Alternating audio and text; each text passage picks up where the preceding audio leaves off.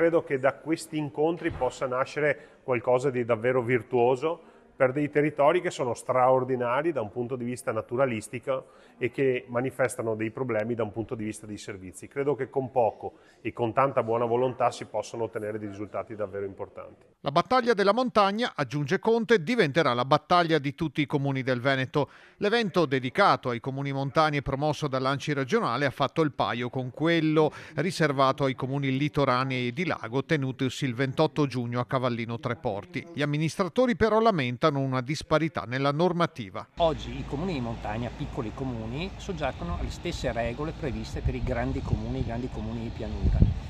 Non può funzionare così, noi abbiamo bisogno che le regole si adattino ai territori e siano assolutamente pratica la gestione delle cose. Un comune strutturato può gestire i problemi attraverso tanti passaggi burocratici, un comune in cui magari ci sono 4 o 5 dipendenti deve poter avere delle procedure sempre rispettose della legge ma snelle che permettano di risolvere i problemi. Si è parlato del ruolo delle unioni e delle comunità montane, del fenomeno sempre più presente dello spopolamento delle aree interne che colpisce anche le piante organiche dei comuni, sempre più sguarnite.